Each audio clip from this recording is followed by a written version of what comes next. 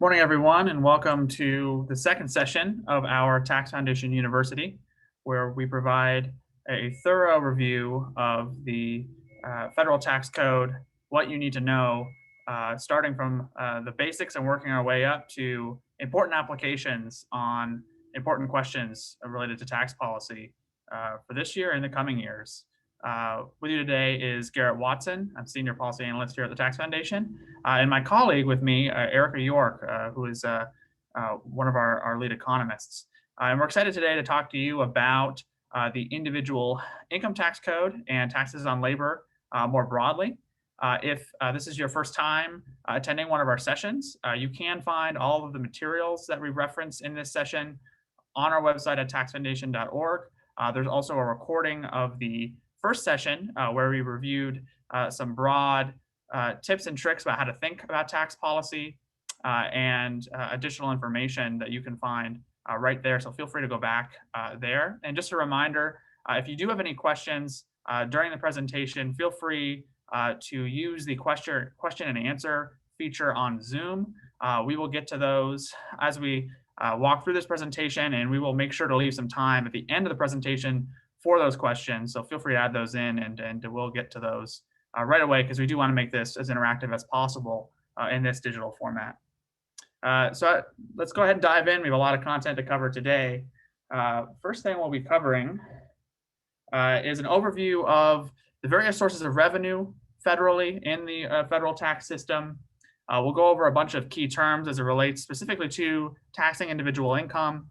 And of course, this does get us into some theoretical questions about what is income, how do we properly tax it, how do we think about it. There's actually competing schools of thought on that. And it's really important as we think about ways to reform or improve the income tax system. And so we'll dive into that as well.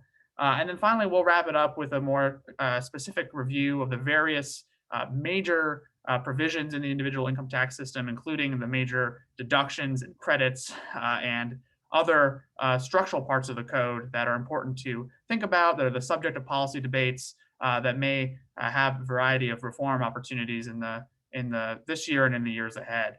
And so I want to turn it over to my colleague, Erica, who will be going through how to think about federal revenue and the various ways in which the federal government funds essential government services.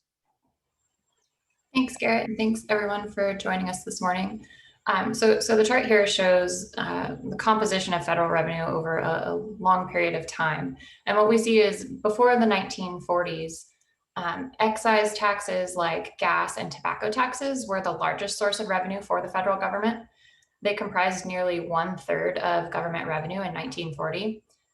Excise taxes were followed by payroll taxes, and then corporate income taxes, and then individual income taxes in terms of importance for federal revenue. Since then, a lot has changed. Both tax policy has changed, the economy has changed, and now in most recent years, individual income taxes are the largest source of revenue for the federal government, followed by payroll taxes.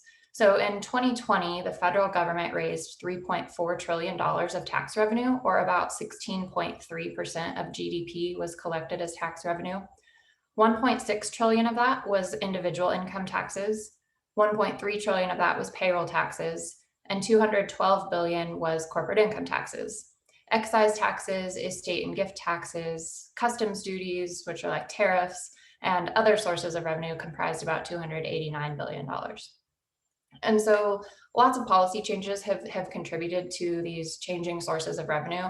For instance, the growth in payroll taxes as a source of revenue reflects the implementation and then expansion of Social Security and Medicare. One of the factors that explains the changes in individual and corporate income taxes is that more business income is now taxed under the individual income tax rather than the corporate income tax. And that's because the majority of companies in the United States are pass-through businesses, so they're not subject to a federal income tax at the entity level, like the corporate income tax, but instead the profits earned by pass-through businesses are passed through to the individual income tax returns of the owners and taxed under the individual income tax. So on the next slide, We can see what this looks like. The red line there shows pass-through revenue, or the taxes paid by pass-through businesses as a share of GDP. The blue line is corporate taxes paid as a share of GDP, and the green line is the combination. So we can see that pass-through revenue is becoming a more important source of revenue, and a larger contributor of business taxes paid over time. And when we look at the combination there, we can see that the total amount of tax revenue collected by businesses is within its historical norm, but the composition of that has been changing. And that reflects the growth in the number of pass-through firms and the growth in the business income earned by pass-throughs over the last 40 years. So over the last 40 years, the combined tax collections from businesses rose from an average of 2.3% in the 80s and 90s to 2.7% of GDP from 2000 to 2017. We do notice a drop here on this chart in 2018, and that's due to reduction in both corporate and individual income taxes as part of the Tax Cuts and Jobs Act of 2017. The Tax Cuts and Jobs Act reduced business tax revenue, this combined measure, from about 2.8% of GDP in 2017 to about 2.1% in 2018. So we're still close to that 2.5% historical average since 1980, but we are somewhat below it because of those tax cuts. But because of certain timing effects within those tax cuts and other changes that are scheduled as part of the 2017 law, it's likely that the total business tax collections will rise even closer to that historical average in current years. And this is important to keep in mind, that a lot of business income taxes are paid through the individual income tax system.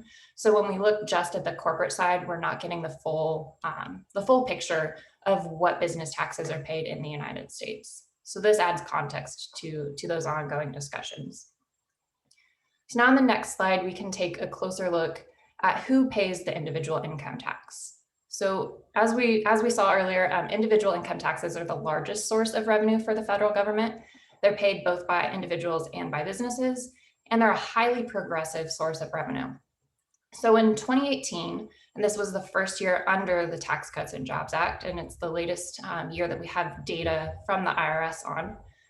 In 2018, the top 1%, representing about 1.4 million tax returns, paid 40.1% of individual income taxes, or about $615 billion. The top 1% accounted for more income taxes paid than the bottom 90% of taxpayers combined, who paid about $440 billion.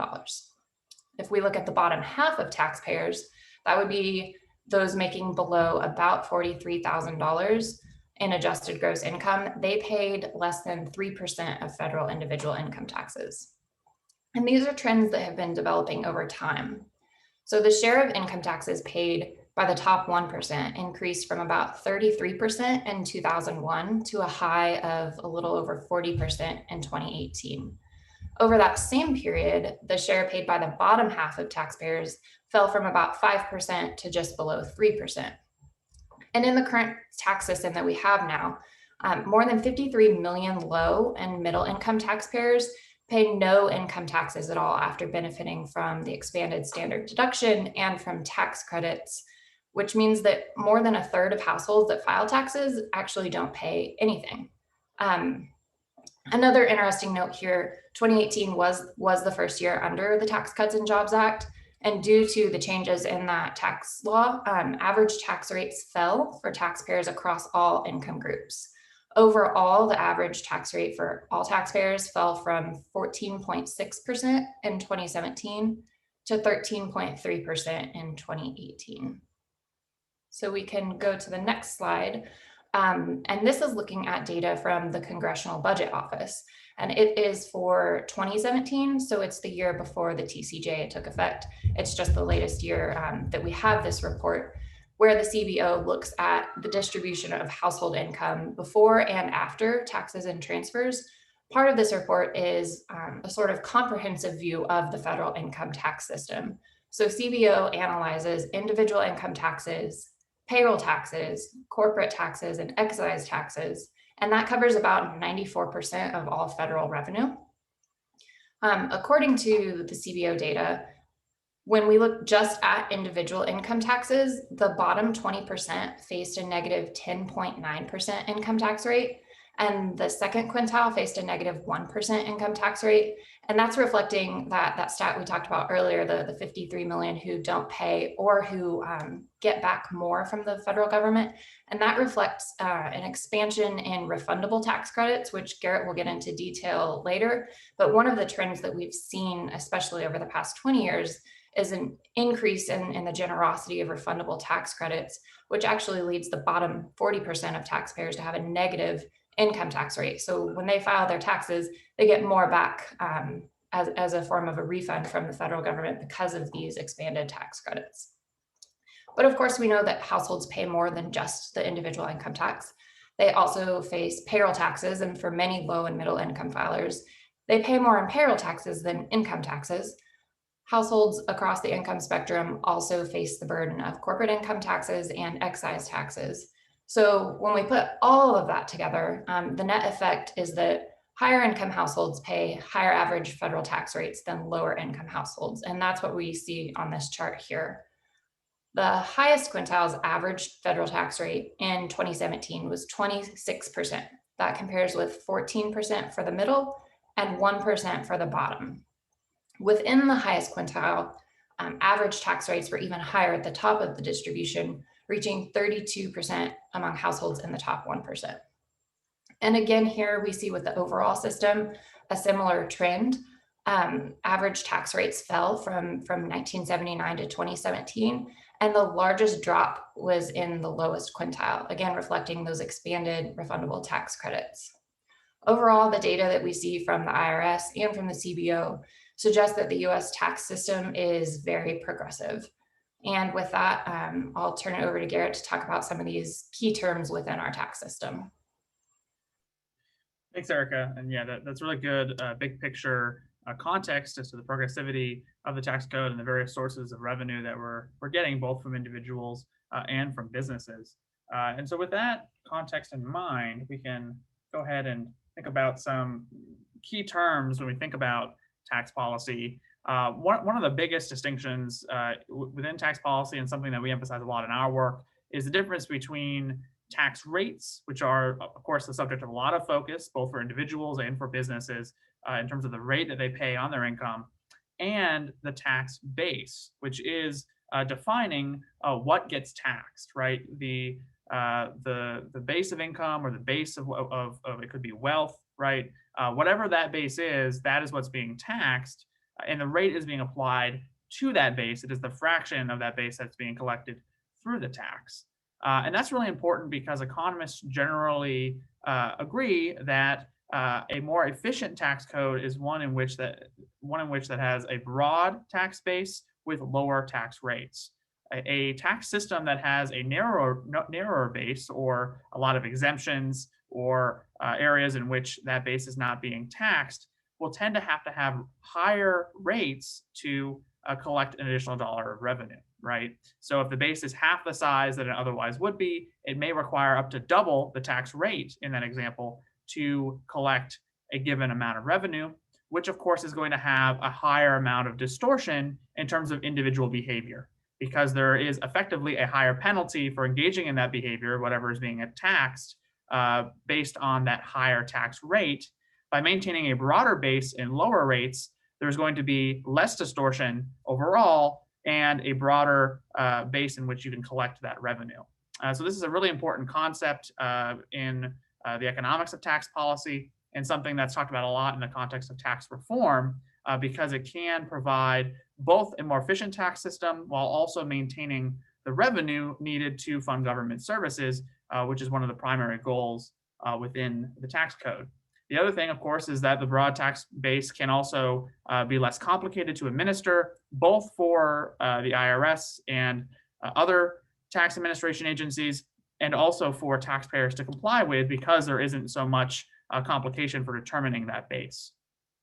So a really important distinction there. The other thing I would emphasize is that the base can be as important as rates here for that very reason, because it can be highly distortionary if you don't get the base correct. So it's important to think about both of those. And that'll come up a little bit in our conversation more in detail both in this lecture and in future discussions. The other major term that you should get familiar with is this idea of a tax expenditure. And basically those are categories of provisions within the tax code that reduce the amount of tax that a taxpayer may owe. So to give you a sense of scale here, the Joint Committee estimates that about $1.8 trillion in tax expenditures were provided in 2020.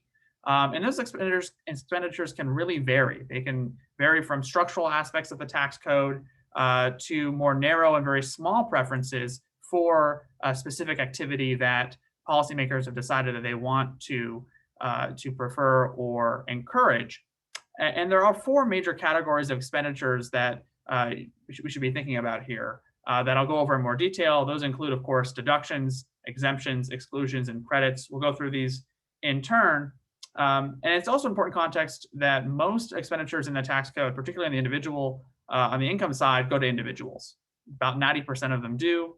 The other context here for expenditures is the reason why they're called expenditures is because there actually is a close similarity between a tax expenditure and spending, right? What you're doing is you're providing a benefit through the tax code that reduces federal revenue, which effectively has very similar effects, both for the beneficiaries of those expenditures, be they individuals or businesses, and in its effects on government revenue because you have a smaller amount of revenue coming in.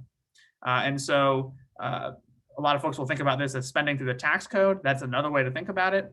But the only nuance I'd point out here is, of course, some expenditures probably have a better policy justification than others, be it as a way to properly ensure we're defining net income in the code, or because there's an activity that policymakers and others want to encourage. You do want to evaluate each expenditure on its own merits because there are, of course, trade-offs involved with each of them. So with that broader context in mind, I want to very quickly go through some of the basics here in income taxation in particular. The first, of course, is the concept of a deduction, which is a dollar-for-dollar reduction in your taxable income. So to take a very simple example here, if you have $100,000 in gross income, if you are provided a $10,000 deduction, that reduces the income that you are going to have tax applied to $90,000. Really important to emphasize here, of course, that this is reducing the income that is being taxed. It does not reduce your tax liability dollar for dollar. Some folks think, for example, that I can write off my taxes, some expense, therefore the expense is minimized or even eliminated. Not true. It just reduces the value of the income that's being taxed, meaning it is saving you whatever that amount is times your tax rate. So to take this $90,000 example, if you had a tax rate of 10%, you are paying $9,000. In the absence of this deduction, you would have paid another $900, and so you're getting the fraction of the value of that deduction based on the value of that tax rate. It is not a dollar for dollar reduction there. That is a tax credit, which we'll get to here momentarily. Similar to a deduction is an exemption, which is effectively a more narrow or specific way in which you exempt or reduce the amount of income that might be applicable to tax. So for example, you may have a $10,000 exemption, which will reduce your gross income very similarly to a deduction from $100,000 to $90,000. And so in a concrete example of this, if you're familiar with retirement accounts, is a Roth style retirement account, right? Where you end up having you actually pay tax on the front end, but the returns are exempt from tax, meaning you have some gross return in the long run. That return you can actually not have subject to tax, so it's exempt. So if you got $10,000 in a return from a Roth retirement account that you had a distribution on, you actually would not have to put that into your tax. That would be an exemption, and so your taxable income would not include that distribution there.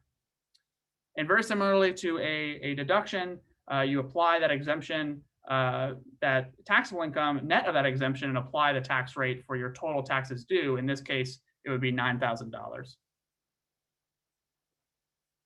Similar to an exemption is an exclusion, which are basically is functionally equivalent to an exemption, but effectively reduces your income by the amount of the exclusion, right? The amount of taxable income from, in this case, $100,000 back to $90,000.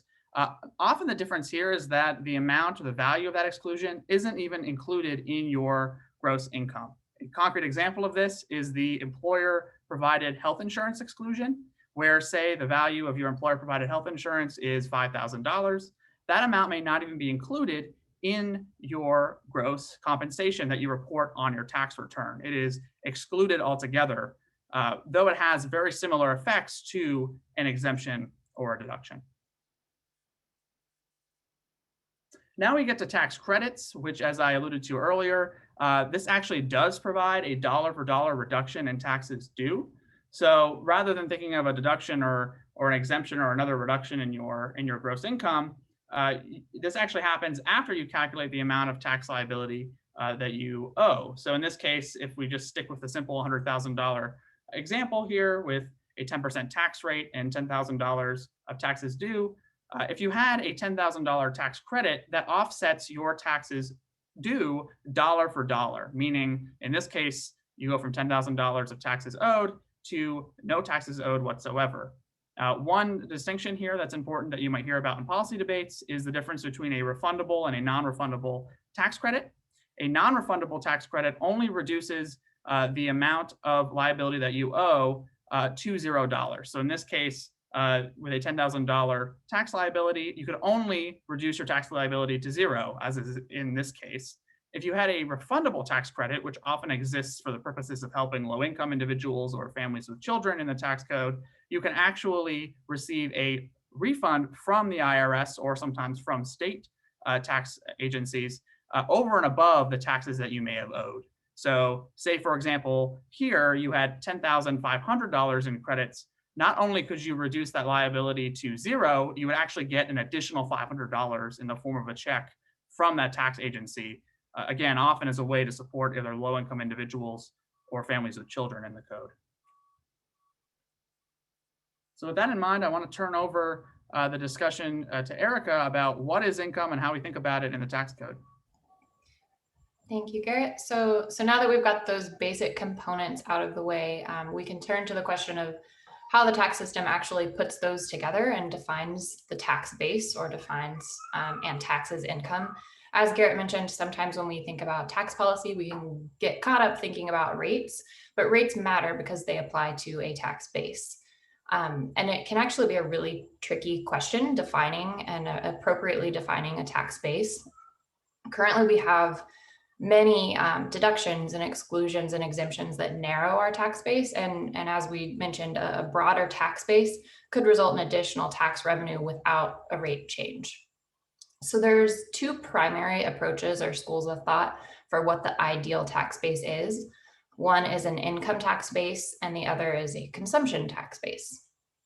Under an income tax base, if you've heard the term Haig-Simons definition of income, that's what we're talking about here.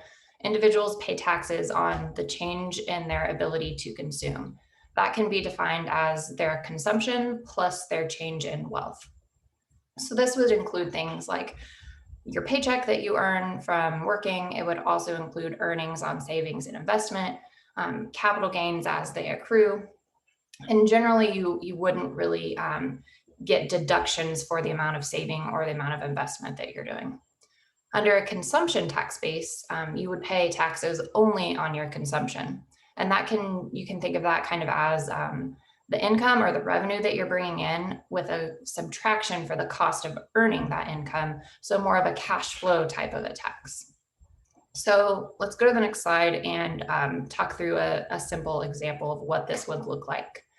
So to illustrate the difference between an income-based tax and a consumption-based tax, let's imagine a small business owner who earns $250,000 in income. That business owner is going to spend $200,000 of it on an investment. Say they're going to expand their business facility, buy some machines and equipment to put in it, and expand their business. And then the business owner is going to consume the remaining $50,000.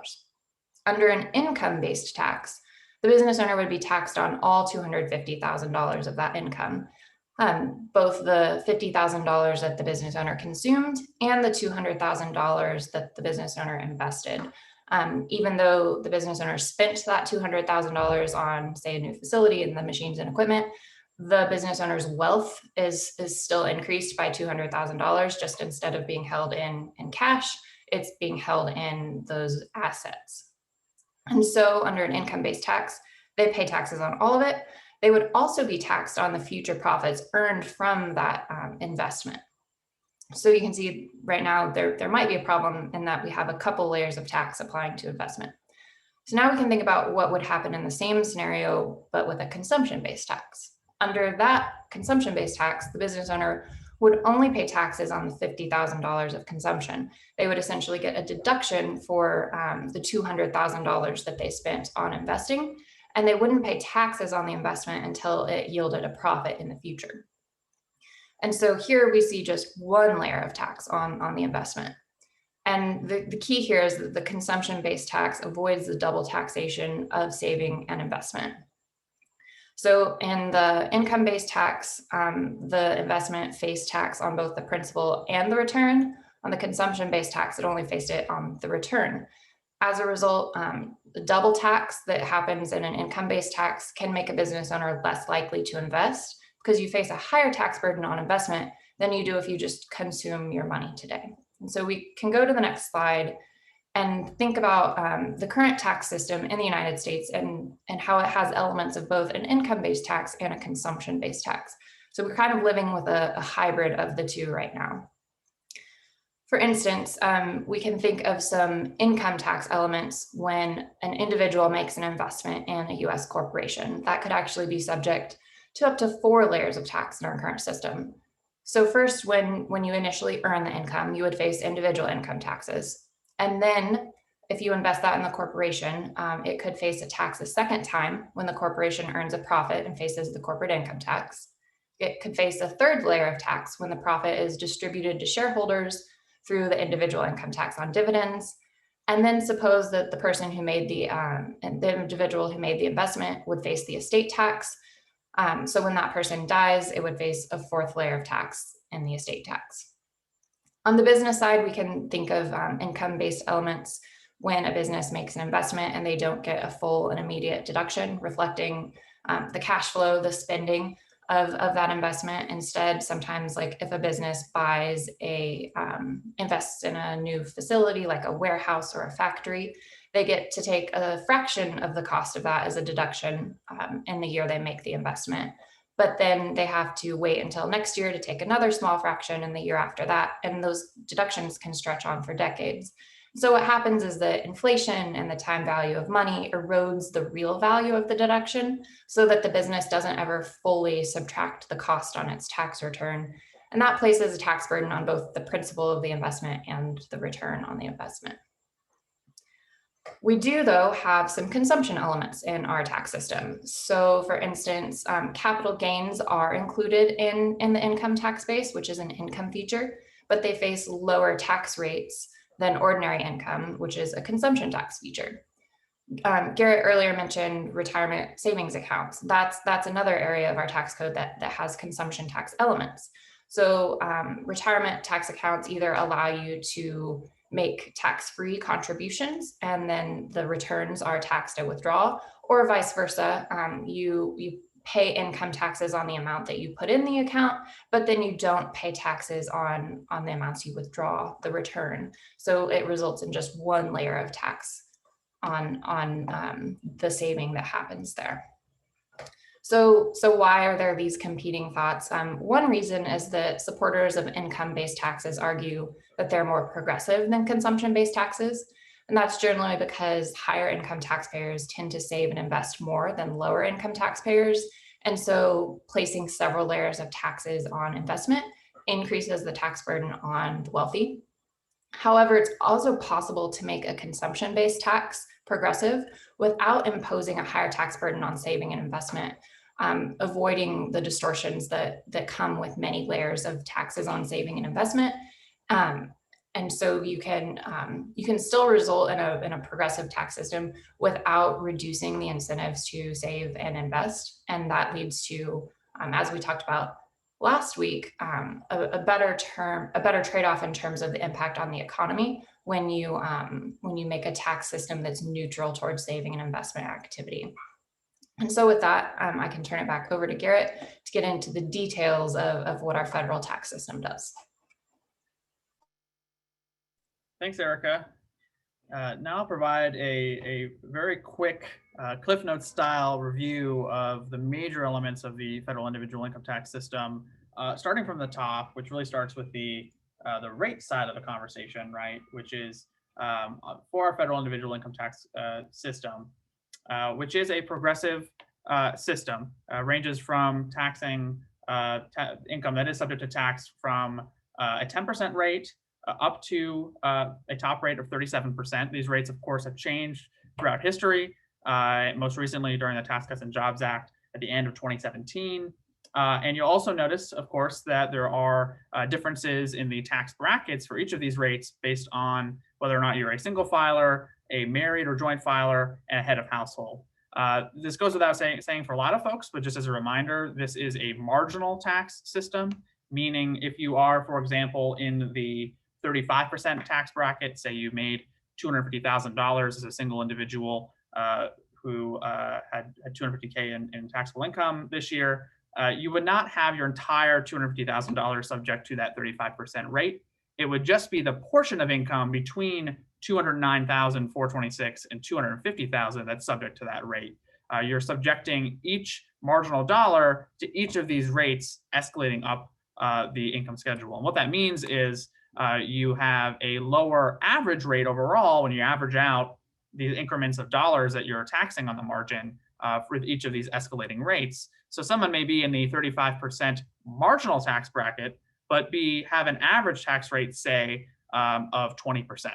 And that's because you have this escalating marginal tax bracket strict system that's taxing increments of income rather than taxing all income at a flat rate. Really important concept to think about when you're thinking about moving in and out of tax brackets. The last thing I would note here is you will note that most of these increments or these brackets are doubled for joint filers versus single filers.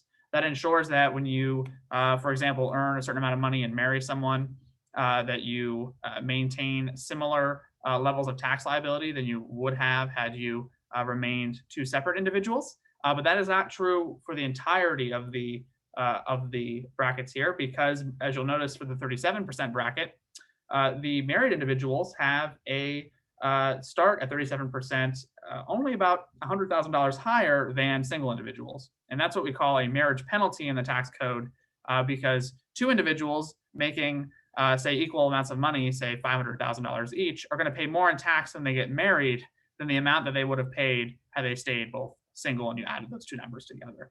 And that shows up not just here, but in a variety of places in the tax code. For example, the earned income tax credit, which we'll talk about briefly, also has this penalty. Important concept when we think about different reform opportunities.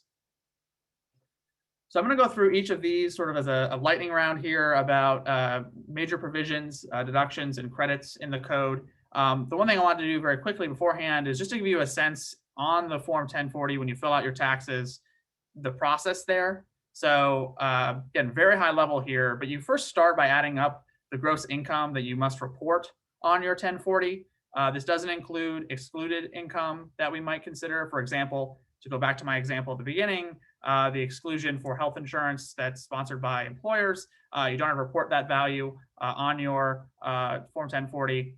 But for income that you have to report, you would put that gross income basically at the top. You make certain adjustments to that income, the most common of which being retirement contributions. For example, contributing to a traditional 401k, you're going to make an adjustment by deducting for that amount. That's how you get to adjusted gross income, or AGI. That's the income that you are having on your 1040 before you get to what is known as the standard deduction or itemized deductions, which I'll talk about in a moment. Once you take care of those deductions, you arrive at your at what is known as taxable income. That is the income that you apply this rate schedule to, right? To arrive at your tax liability. So if you have $10,000, say, you would apply this rate schedule to that $10,000, first the 10% for the first $99.50, 12% for the additional $50. determine your liability, and then you can apply the credits to that liability to determine your overall tax owed or the refund that you might get if you have a refundable tax credit. So that's sort of the 1 minute high level process on the 1040. If you walked through it, that's how we determine income tax in the US. So let's get into some of the specifics about the deductions and credits that can be helpful to think about in the context of that process. The first and most common, of course, is the standard deduction, which is set at a little over $12,500 for singles, $25,100 for those married filing jointly. This came up a lot in the 2017 tax law and the lead up to it because that law doubled the standard deduction and made other adjustments to the individual income tax, which reduced the number of people who had to itemize rather than take the standard deduction. And that's really important because itemization, which I'll talk about in a second, introduces a lot of complexity in the tax code. It requires a lot more due diligence in terms of tracking expenses by taxpayers, determining that they're following all of the rules. It requires a lot more diligence on the part of the IRS to administer and ensure compliance. With a standard deduction, well, it's standard. It's pretty clean. You just take whatever AGI you have and reduce it by the amount that you are eligible for, and you now have your taxable income. Pretty clean. About little over 90% of people after the Tax Cuts and Jobs Act took the standard deduction. I actually think that's the next slide here. It shows the difference in the portion of people who itemized after the Tax Cuts and Jobs Act, which doubled that standard deduction from a little over 6,000 single to over 12,000, or 12,000 joint to a little over 24,000. It's indexed every year, so it goes up based on inflation. And so, as you can see here, this really did help, especially folks who earn less than $100,000 a year. It really cut into the number of folks who had to deal with itemizing because they were getting the value of that standard deduction. Important decision you have to make when you're doing tax here is compare the value of that standard deduction, say at 12,000, versus the amount of deductions you would got if you itemize. And of course, the higher we set that standard deduction, the fewer people are going to find it valuable to go through the process of itemizing. So people who were, for example, itemizing at 15,000 as a joint filer in 2017, all of a sudden saw that not being necessary when the standard deduction went to 24,000, right? And all of a sudden they not only saw that sort of a marginal benefit there, but also they didn't have to go through all the hoops of determining what itemized deductions they could take and dealing with all those rules. So an important thing to think about in the context of that reform. So now we can go into some of the major deductions that are out there that you may have heard a lot about that are important. One of the biggest deductions that's subject to some discussion and debate is the mortgage interest deduction.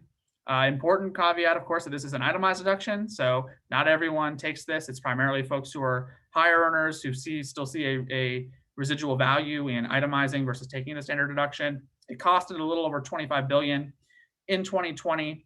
There is, of course, a limit to how much interest you can deduct based on the mortgage size. So, for example, if you have a principal balance over $750,000, you can only deduct the interest up to that amount. So, someone who does have a mortgage, say, of $1.5 million, you do get some benefit from the deduction, but it is limited because in that example, you'd only be able to deduct the interest associated with half the size of the principal balance, which is an important way to balance the size and distribution of that deduction. And of course, there's a lot of debate about how this deduction influences economic decision making, right? Something like less than 4% of taxpayers who earn less than $50,000 a year claim this deduction. Also true of the SALT deduction. And so that does mean that there is a distributional element to this that folks are worried about in terms of who is benefiting from that deduction.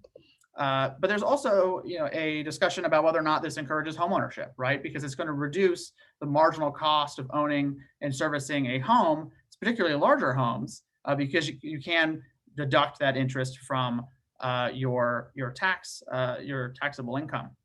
And so some folks think of it as a way to help with homeownership. Research actually suggests that may not be the case, though it could increase the demand for housing and therefore housing prices. So that's an important thing to think about here. The other thing, and this is a little more nuanced, that we actually have some research on that you can take a look at if you're more interested in. As Erica alluded to, you can think about the mortgage interest deduction a little bit differently depending on if you're thinking about it from an income tax base or a consumption tax base. In some ways, the mortgage interest deduction actually hews closer to taxing savings neutrally and closer to a consumption tax base. And that's for three reasons. One, you are deducting the interest for the person paying it, but the person receiving it, often the lender, is paying tax on it. So you still have that one layer of tax there. Not true of nonprofits or tax exempt folks, but we'll leave them aside for a second. The second thing we do is we exempt the return to housing in the form of their capital gain. So in addition to this, if you sell your home, as I'm sure a lot of folks are familiar with, if you're a homeowner, if you have a capital gain, up to $500,000 of that can be exempted from your income. And we don't tax people based on what is known as imputed rent, which I won't get into in much detail here, but it's basically the idea that you're accruing some benefit as a homeowner living in your house, and we don't tax you for that. If you swapped houses with a neighbor and you rented from each other, you probably would pay tax on that income. That's basically what's going on here. We're not taxing that value that you're getting. This is actually very similar to a Roth IRA, if you think about it, right? Where we are taxing the income that was earned to pay for the house, but we're not taxing these implied returns to the house.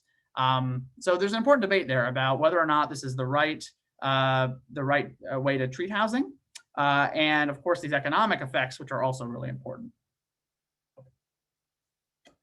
Moving on from HMID, we are going to the state and local tax deduction, which of course is subject to a lot of discussion and debate, particularly the last couple of years, because the Tax Cuts and Jobs Act limited it to $10,000 of value, where you can deduct up to $10,000 of state and local taxes, primarily often property taxes, but some folks also can do either income or sales taxes as well. As you'll see here on this chart, it primarily also accrues to higher earners who find an additional value to itemizing and taking that deduction, even though it is limited.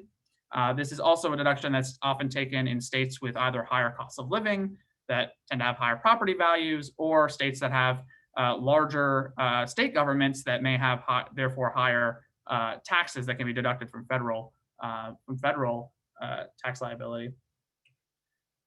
And you can see that here, where there's this distribution of states where the deduction as a portion of folks' AGI can really range from 2.5% in Maryland, 1.5% in New York. The bottom states, which you can find in this piece that I wrote about who benefits from the SALT deduction, it's nearly 0.5% of AGI. So nearly 4 times less than the top state. So it really does vary here. And we found in our modeling of the Tax Foundation that its benefits primarily accrue to the top 5% of earners.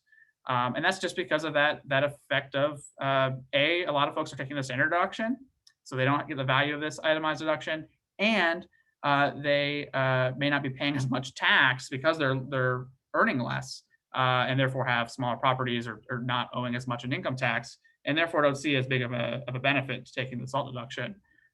Though I'm sure we'll still see debates about its relative effects, particularly on blue states that tend to have higher tax rates and therefore larger government services, about whether or not that's influencing their ability to provide government services and also migration patterns. The other major deduction that's talked about is the charitable deduction. This has been historically a below-the-line deduction that costs about $52 billion in 2020.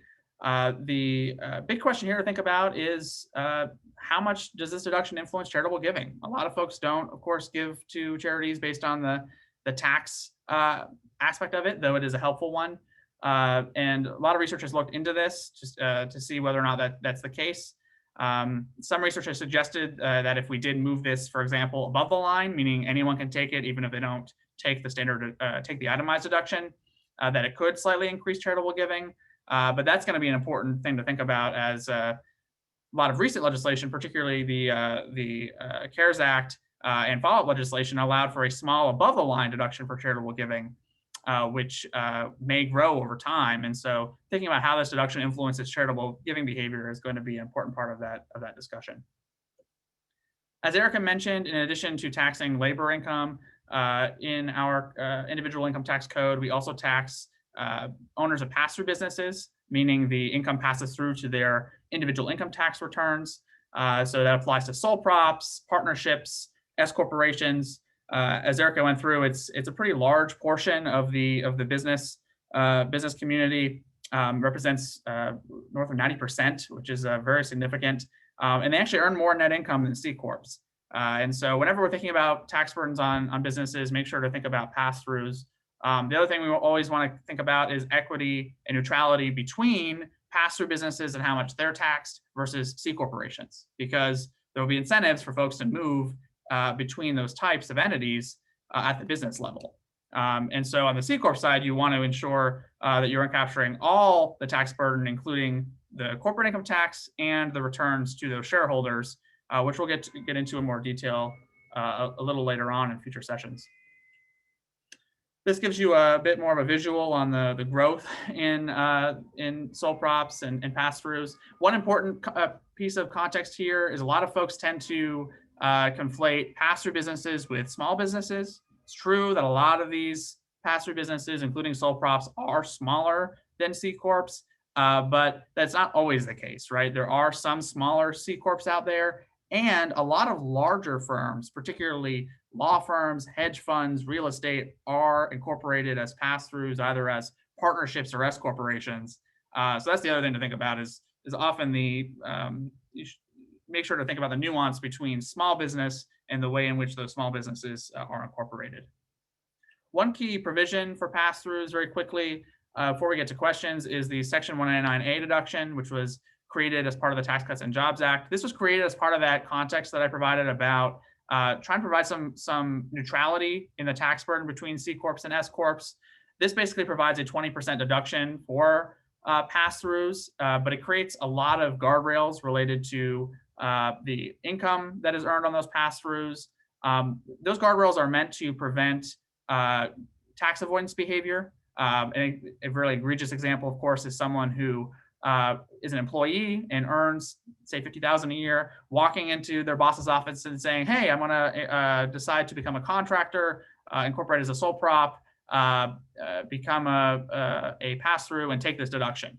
If there wasn't a guardrail there that prevented that kind of activity, folks would merely change entity type or reclassify themselves to take advantage of this deduction. So these guardrails are meant to try to prevent that, both by providing a limit based on income and based on the type of work that you do. So known as specified service businesses in the code, often service related, where it is easier to maybe avoid income there, to use this as a tax avoidance mechanism, and then the deduction is limited further by the amount of wages that you pay, portion of your qualified property. This is meant to try to help balance the need to provide this deduction for folks who are generating income from investment and entrepreneurship, while also ensuring that there isn't that avoidance behavior.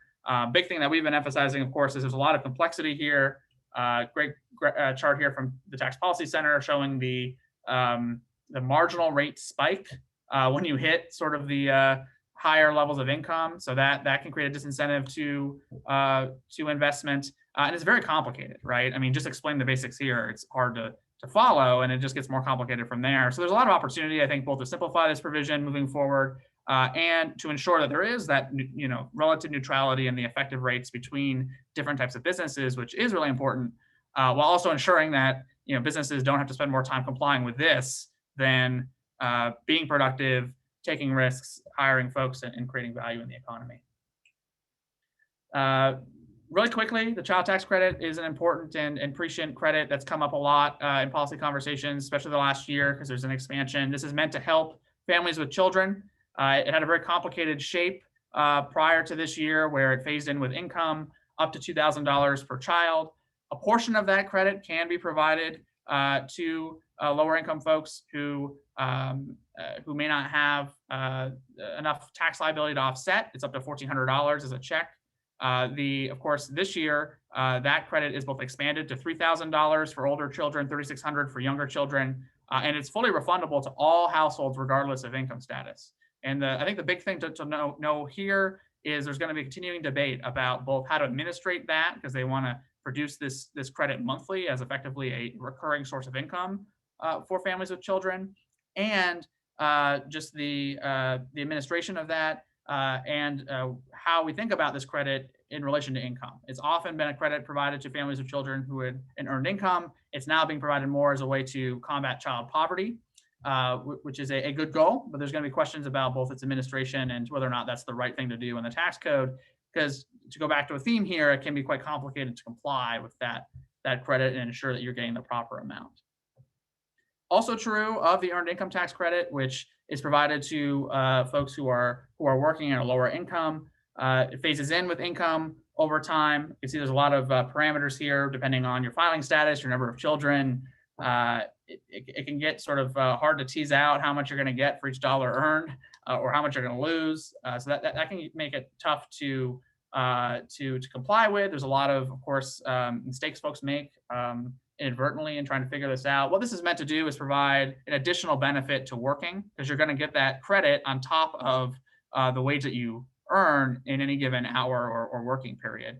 And this is claimed annually on your tax return as a way to supplement your total after-tax income. And that's been expanded over the years since the 1970s as another way both to fight poverty, but also to ensure that there's incentives to work.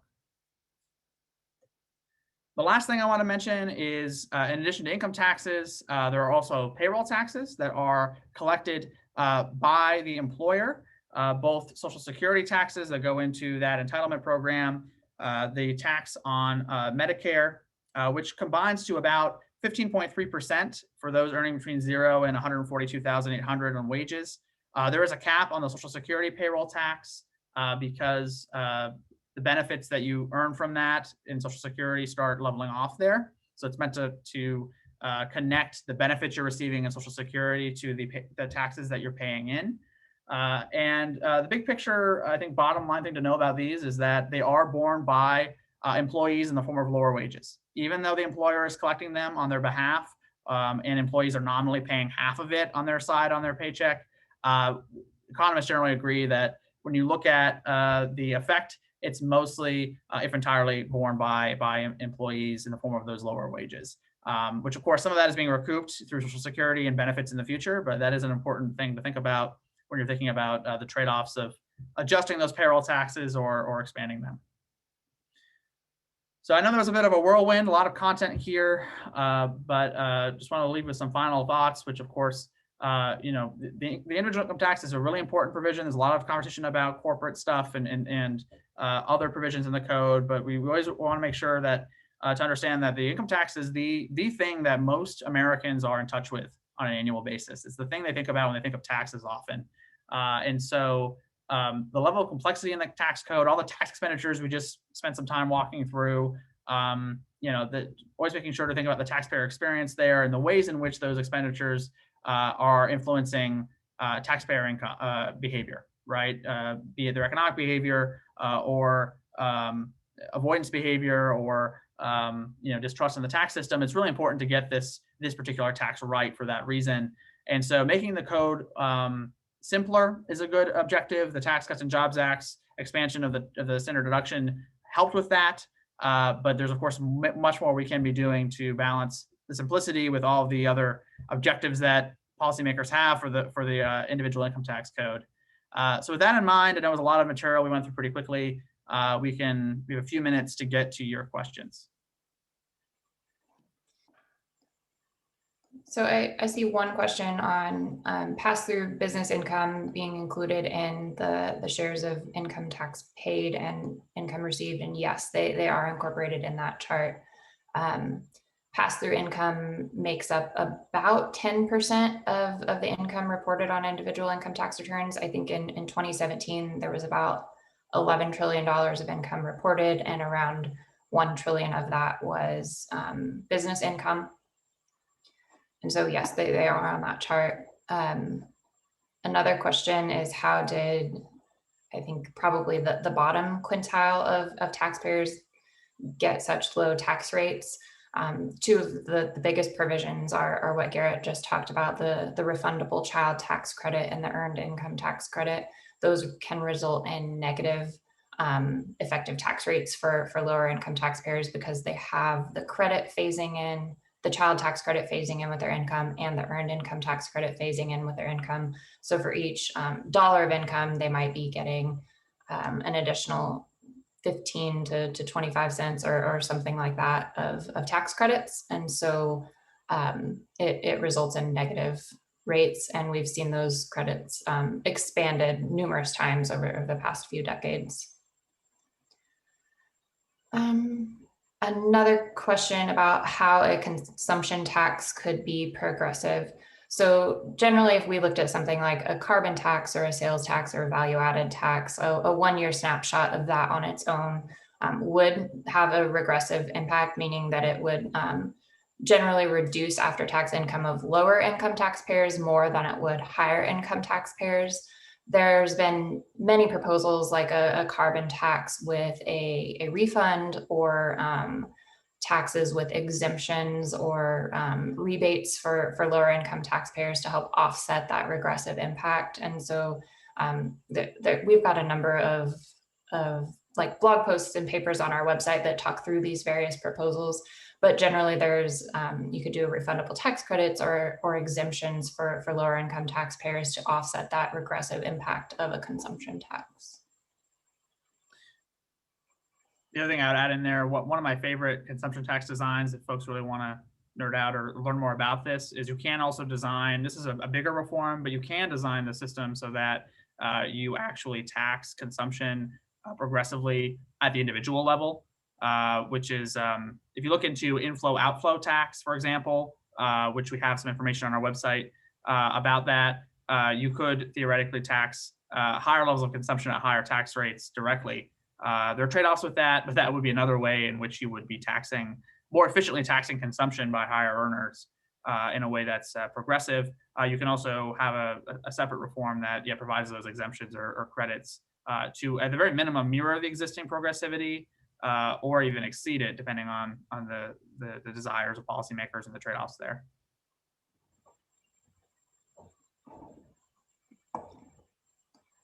A question about the term tax expenditure. I think, as Garrett mentioned, that can be viewed as tax spending through the tax code. So, like the choice to provide a child tax credit in the tax code rather than have a program on the spending side that would send money to families with children.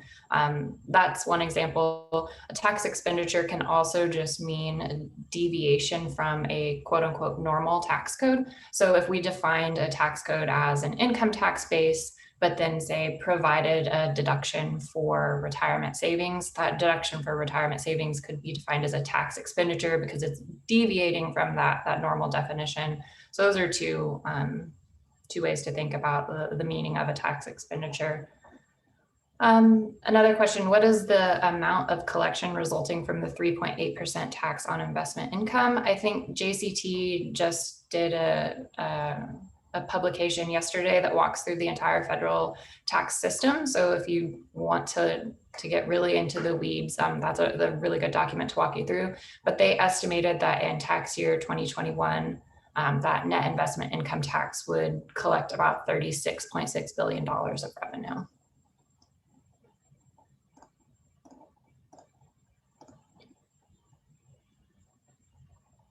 Yeah, and then we have a question about how to think about fair share, and I think this does go back to the important point I think we made in the first session, which is how do we think about the progressivity of the tax code? There are different ways in which you could think about it, right? You could think about the portion of incomes that's preserved after you pay tax. Think about how that changes as you have any given tax change, because that ensures that you're not picking up the underlying distribution of wealth when you're thinking about tax changes. But of course, the other way to think about it that has its uses is some folks will look at if you do have this distribution of wealth, say the top 10% earn 30% of the income. Are they contributing 30% of income taxes? What we typically see, and under this measure anyway, is the top quintile, even the top 1%, tend to pay more in tax through the income tax system than their share of income earned in the economy overall. That's just one way to think about it. Of course, there's some folks will argue that that is fair, right? It does come down to a philosophical question of to some extent of what fairness looks like in a complex society. But that is something that you want to think about when you think about the trade-offs there, because a tax change that does make the tax system more progressive, depending on how it's designed, could also be more inefficient and result in lower after-tax incomes for lower earners, right? And is that fair to them? If that's the case, that's a difficult trade-off that needs to be thought about when we think about those different trades that we talked about in this first session, that there's very rarely a tax change that's going to hit all three of those important things of revenue, progressivity, and the distribution, and economic growth, of course. Well, I think that hits all the major questions, and we are right at the hour. So I appreciate everyone taking the time to join us today, and join us again next week as we dive into additional aspects of the business side of the code. And very excited to have you on. And feel free to go to our website for more information or resources, or reach out to us if you have any follow-up questions. Thanks, everyone.